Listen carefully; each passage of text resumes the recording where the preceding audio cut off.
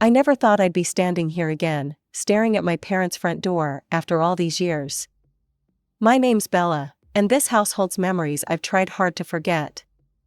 My phone feels heavy in my pocket, still warm from my mom's unexpected call asking me to come over urgently.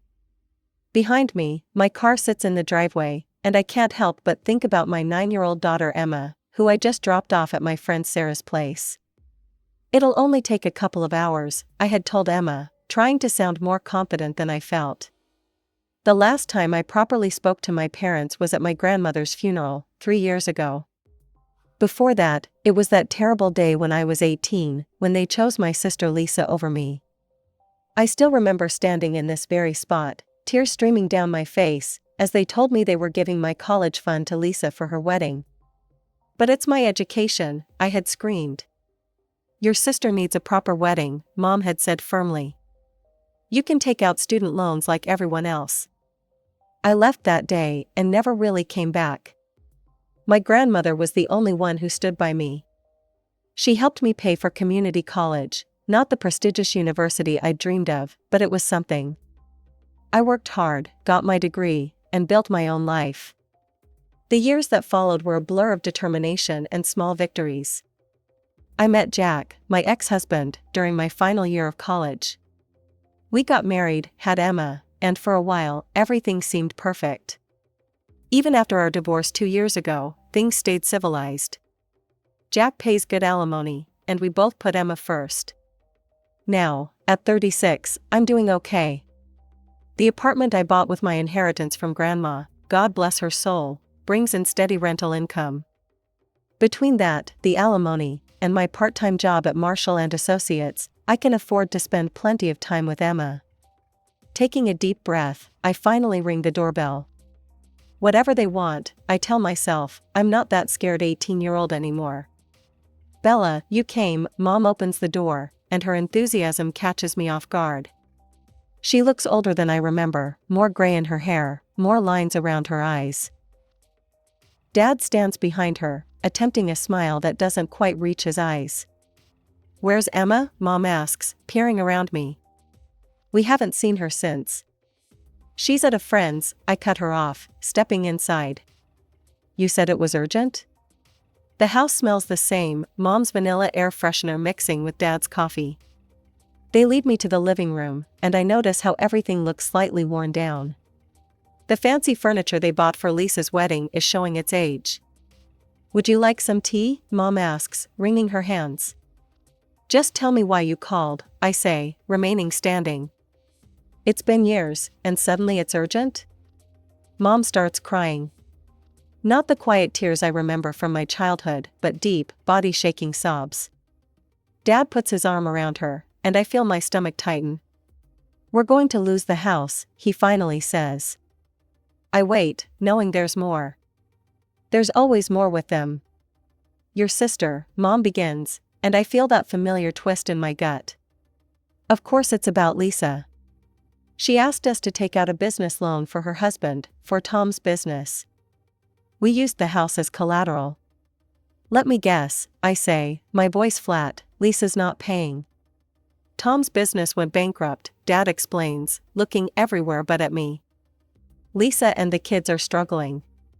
They've stopped making payments, and we can't cover it ourselves." I start laughing, and they both look at me like I've lost my mind. "Maybe I have." "So you called me, the daughter you abandoned, the one whose education fund you gave away, to bail you out of another mess Lisa created?" "We know you're doing well," Mom says quickly, wiping her eyes. "Your apartment, the rental income. We wouldn't ask if we weren't desperate." I stand there, looking at these people who chose my sister over me at every turn, who didn't even send me a wedding invitation, who barely acknowledged me at my grandmother's funeral because Lisa was pregnant. "I'll think about it," I hear myself say, and I'm as surprised as they are. I need to pick up Emma. As I drive away, I can't shake the feeling that I'm about to make either the biggest mistake or the most important decision of my life. Either way, nothing would ever be the same again. "Mom, why are you crying?" Emma asked as soon as I picked her up from Sarah's house. "My daughter has always been perceptive, too perceptive sometimes." I quickly wiped my eyes, not even realizing I'd been crying during the drive. Just thinking about some stuff, sweetie, I said, trying to sound casual. Actually, I saw your grandparents today. Emma's eyes lit up instantly. Really? The ones from the pictures? Can I meet them? Of course she'd want to meet them, they were her grandparents, even if they'd never bothered to be part of her life. I spent the next week wrestling with my thoughts, barely sleeping, playing out every possible scenario in my head. You're insane, Sarah told me over coffee. After everything they did? Maybe I am, I admitted, but Emma deserves a chance to know her grandparents. And honestly, maybe I need this too. To finally face it all. So a week later, I found myself driving back to my parents' house, this time with Emma bouncing excitedly in the passenger seat. The reunion was strange. Mom burst into tears again, and Dad just stood there awkwardly before Emma broke the ice by running up and hugging them both. They looked shocked, then delighted, and for a moment I saw genuine joy in their eyes, the kind I used to see directed at Lisa. We spent the afternoon there, and I watched as Emma charmed them completely. She showed them her drawings, told them about school, about her friends, about the time she won the spelling bee. They listened to every word, and I saw something I hadn't expected, regret in their eyes when they looked at me. That evening, as Emma chattered happily about her grandparents on the drive home, I made my decision. Maybe I was crazy, maybe I was setting myself up for more hurt, but I was going to help them. The next day, I called my real estate agent and arranged to rent out my apartment again. Then I called Mom. I'll help with the loan payments, I said before I could change my mind. I'm moving in with Emma. The rental income from my apartment will go toward the loan payments. I'll help with bills too, but we need to set some boundaries. There was silence on the other end, then Mom started crying again. Thank you, Bella, thank you so much. Within 2 weeks, Emma and I had moved in. I bought new appliances for the house, a fancy refrigerator with an ice maker that Emma loved, a dishwasher that actually worked, and a washing machine that didn't sound like it was about to explode. Dad's back problems improved once he didn't have to hand wash dishes anymore, and Mom seemed genuinely happy to have us there. Life fell into a surprisingly comfortable routine over the next few months. Mom started making breakfast for everyone, and despite my initial reservations, I had to admit it was nice coming downstairs to fresh coffee and pancakes. She picked Emma up from school, helped her with homework, and even started teaching her to bake, something I'd never had the patience for. Dad switched to part-time work, his constant backaches finally getting better with less physical strain. He taught Emma how to play chess, something I'd never learned, and their weekly matches became a tradition. I found myself working more hours at the office, knowing Emma was well taken care of. Mrs. Thompson, my boss, called me into his office one day. We've been noticing your increased dedication lately. How would you feel about a promotion? The new position meant more money but also more responsibility, including regular business trips to other states. In the past, I would have turned it down immediately. Single mom, no support system, it wouldn't have worked. But now, I'll take it, I said, surprising myself with how confident I felt. The first time I had to leave for a business trip, I was nervous wreck. 3 days in Chicago felt like an eternity. She'll be fine, I said to myself, probably 100 times. And she was. Mom sent me pictures of Emma doing homework, having dinner, playing with Dad. It worked. It all worked. But there were moments. Little things that made me uneasy. Like when Mom would get phone calls from Lisa and disappear into her room, emerging with red eyes. Or when I'd find bank transfer notifications on Mom's phone while setting up her new tablet, money going to Lisa's account. She needs help sometimes, Mom defended when I confronted her about it. She's going through a rough patch with Tom. Mom, I'm paying all your bills and the loan that Lisa defaulted on. How is it fair that you're sending her money? You don't understand, Mom snapped, suddenly defensive. Lisa's not to blame for Tom's business failing. She has 2 children to feed. And I have 1 child and all your bills to feed, I shot back, but Mom had already turned away, shutting down the conversation like she always did when it came to Lisa. These arguments became more frequent, but I tried to ignore them. Emma was happy, I was advancing in my career, and most days, it felt like we were healing old wounds. Dad even apologized one night, after a few glasses of wine, for what happened with my college fund. "We made mistakes," he said, staring into his glass. "Big ones." I wanted to say more, to finally have that conversation we'd been avoiding for 18 years, but Mom quickly changed the subject to Emma's upcoming school play. 3 years passed this way. Emma turned 12, looking more grown up every day. I got used to my new role at work, traveling every few weeks but always coming home to a happy daughter. The loan payments were steady, the bills were paid, and life was stable. Then came that Tuesday evening. I remember it was Tuesday because I'd just closed a big deal in Phoenix and caught an early flight home, wanting to surprise Emma. I could hear voices from the driveway, too many voices. Opening the front door, I stepped into chaos. There, sprawled on my parents' couch, the one I'd just had reupholstered last month, was Lisa. And beside her were 2 kids I recognized from photos but had never met, my niece and nephew. Suitcases were scattered around the living room, and Lisa was tapping away on her phone, barely looking up as I entered. "Oh," she said, her tone making it clear I was interrupting something. "Look who's here." And just like that, I knew. Everything was about to change again. Only this time, I wasn't that naive 18-year-old, and I wasn't going to let history repeat itself. "I left Tom," Lisa announced lazily from the couch, as if she was commenting on the weather. "He's a complete loser. We'll be staying here now." I stood there, my work bag still in hand, trying to process what I was hearing. My parents sat in their usual chairs, looking everywhere but at me. The kids, my niece Anna, 10, and nephew Michael, 6, were sprawled on the floor watching TV on their tablets. "You'll be staying here?" I repeated slowly. "In the house where I pay all the bills and the loan that you defaulted on?" Lisa's face flushed red. "Oh, here we go. Miss Perfect with her money and her job. Some of us have actual problems, Bella." Actual problems? I could feel my blood pressure rising. Like taking out a huge loan in our parents' name and then not paying it? That kind of problem? "Girls, please," Mom interrupted, finally finding her voice. "We're family, we need to stick together in times like these." I let out a harsh laugh. Funny how family becomes important when you need something. Where was this family spirit when you gave away my college fund? Or when you didn't even invite me to Lisa's wedding? "That was years ago," Mom snapped. "Why can't you let it go? Your sister needs us now." The next few weeks were tense. Lisa sprawled on the couch all day, texting and watching TV. Her kids ran wild through the house, making messes they never cleaned up. But what really got to me was how my parents changed.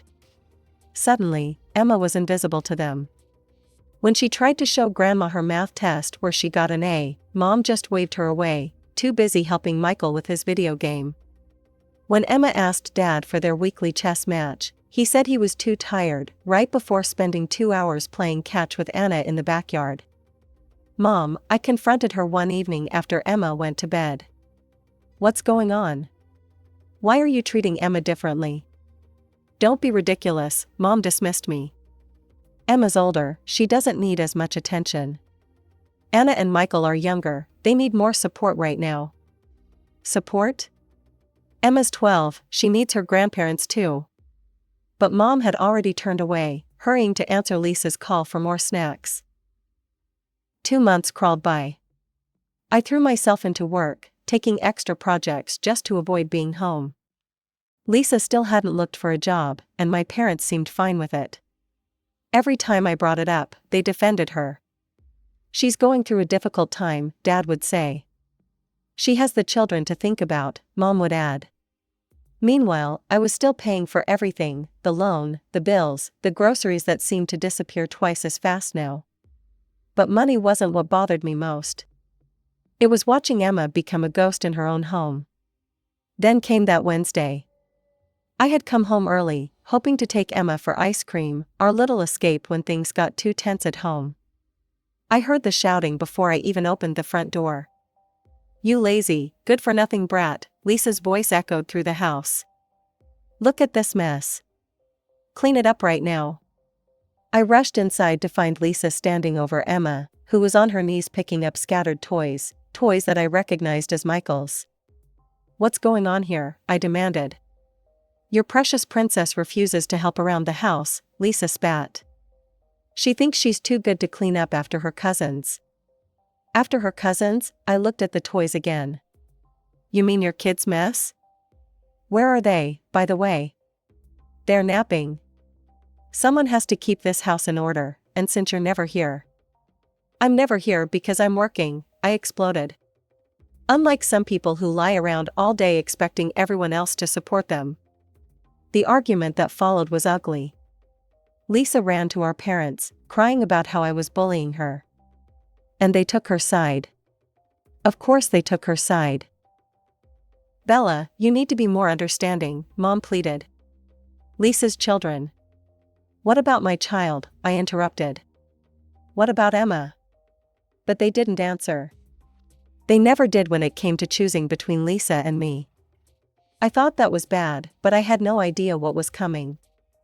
The following week, I had to fly to Seattle for an emergency meeting with a client. It was only supposed to be for 5 days.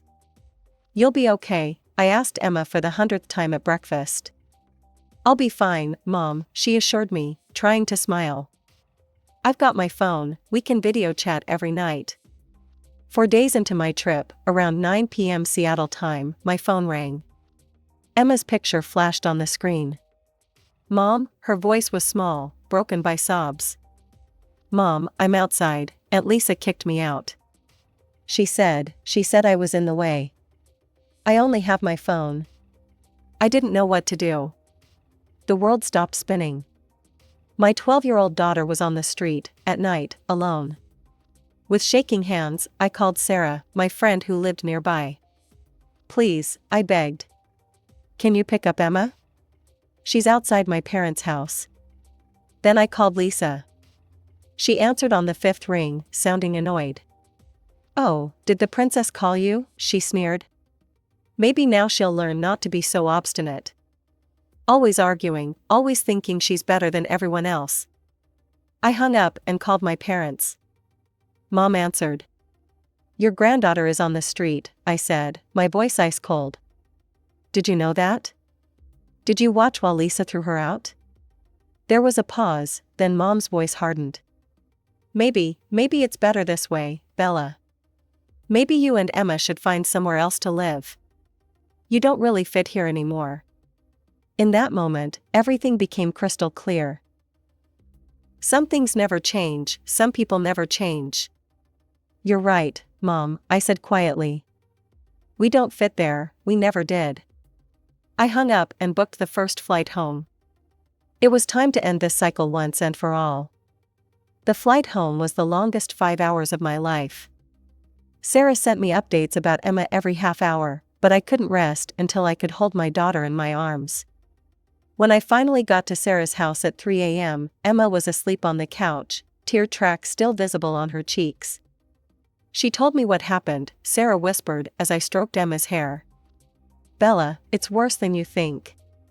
According to Emma, Lisa had been treating her like a servant for weeks. Making her clean the house, cook for Lisa's kids, do their laundry. When Emma finally stood up to her, saying she needed to study for a test, Lisa lost it. "Get out," Lisa had screamed. "Get out of my house." "It's not your house," Emma had replied. "My mom pays for everything."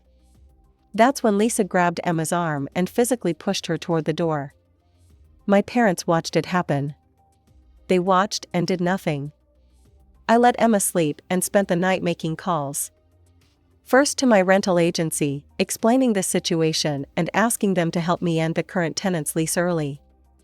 Then to my lawyer, asking about my rights regarding the appliances and furniture I'd bought for my parents' house. Finally, to a moving company. The next morning, I took Emma to breakfast at her favorite diner. "Baby, I need you to be honest with me, I said, watching her pick at her pancakes. Has this happened before? Has Lisa hurt you before? Emma's silence told me everything. She said I was spoiled, Emma finally whispered. That I thought I was better than her kids. Grandma said the same thing. That I needed to learn my place. My hand shook as I gripped my coffee cup. Why didn't you tell me? Because you seemed happy, Emma said, looking up at me with those wise eyes that sometimes made me forget she was only 12. You were smiling more. And Grandma and Grandpa, sometimes they were nice. When Aunt Lisa wasn't around. I reached across the table and took her hand. Listen to me, Emma.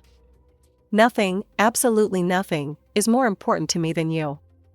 Not my parents, not their house, not any of it. We're going home, to our apartment. And this time, we're staying there. After breakfast, we drove to my parents' house. Lisa's car was gone, probably on one of her mysterious errands that never seemed to involve job hunting. Mom opened the door, surprise flickering across her face when she saw me. Bella, we didn't expect you back so soon. I walked past her without a word, Emma's hand firmly in mine. The moving crew I'd hired was already waiting outside. Take everything I bought, I instructed them. The refrigerator, washing machine, dishwasher, the new couch, the TV. I went through the house, pointing out every item I'd purchased over the past 3 years. You can't do this, Mom's voice rose in panic. We need those things. Actually, I can, I replied calmly, handing the movers my proof of purchase for each item. I bought them, they're mine. Dad came home while the movers were working. He stood in the doorway, watching as they dismantled the entertainment system I bought last Christmas. Bella, he started, but I cut him off. Don't, just don't. You watched Lisa throw your granddaughter out on the street. You chose Lisa over me again, and this time, you chose her over Emma too. We're done. But the loan, Mom's voice quivered. The bills. I turned to face them both. You'll have to figure that out yourselves. Just like I had to figure out college on my own. Just like Emma had to figure out how to survive being kicked out of her home at night. Consider this my final payment for all the times you chose Lisa over me. The next few months were interesting. My parents and Lisa didn't go down without a fight. The calls started the very next day, first from Mom, then Dad, then Lisa, then back to Mom. They left voicemails ranging from angry accusations to tearful pleas. The text messages were worse. Screenshots of their overdue bills, photos of Lisa's kids looking sad, guilt trip attempts about how they might lose the house. Mom even sent pictures of my old bedroom, as if that would somehow change my mind. Why don't you answer them? Emma asked one evening as my phone buzzed with another message. We were sitting on our apartment's balcony, sharing a pizza and watching the sunset. Our apartment felt different now, smaller than my parents' house, but somehow more spacious without the weight of their expectations. Because we don't owe them anything, I replied. Sometimes the best response is no response at all. Emma nodded, understanding in her eyes. I miss Grandpa's chess games sometimes, she admitted. But not how they made me feel when Aunt Lisa came. I pulled her close. We can get you chess lessons if you want. You can learn from someone who won't stop playing with you just because your cousin shows up. Weeks turned into months. Through the family grapevine, I heard updates about my parents' situation. They had gone back to working full-time, struggling to pay their bills. The bank was threatening foreclosure because they couldn't make the loan payments. Lisa still wasn't working, still complaining about me to anyone who would listen. I used the money I'd been spending on my parents' bills to take Emma on weekend trips instead. We visited theme parks, went hiking, took cooking classes together. Without the constant drama of my parents' house, I could focus more on my work while actually spending quality time with my daughter. Emma's grades improved without Lisa's kids interrupting her study time. She joined the school chess club and made new friends. Sometimes, I caught her looking at old photos from our time at my parents' house, but she never asked to go back. One Sunday morning, almost a year after we'd left, I was making breakfast when Emma came into the kitchen, looking thoughtful. "Mom, are you happy now?" I stopped whisking the eggs and really thought about it. Was I happy? Happy that I'd walked away from a toxic situation? Happy that I'd protected my daughter? Happy that I'd finally broken free from the pattern of always putting Lisa first? "Yes," I said finally, "I am." "Are you?" Emma smiled, that bright, unworried smile I hadn't seen in years. "Yeah, I like it being just us." Later that day, I deleted all my parents' numbers from my phone. I kept their voicemails though, stored in a folder labeled "Never Again," a reminder of why we left, in case I ever started to doubt myself. I heard through relatives that the bank finally foreclosed on my parents' house. They moved into a small apartment, and Lisa found someone else to mooch off of, her new boyfriend, apparently. Sometimes I wonder if they ever really understood what they did wrong, or if they're still telling themselves that I'm the selfish one. But honestly, I don't care anymore. Emma and I might be a small family, but we're a real one. We travel when we want, laugh when we want, and never have to apologize for taking up space in our own home. The money I used to spend on my parents' bills now goes into Emma's college fund, and this time, nobody's going to give it away for someone else's wedding.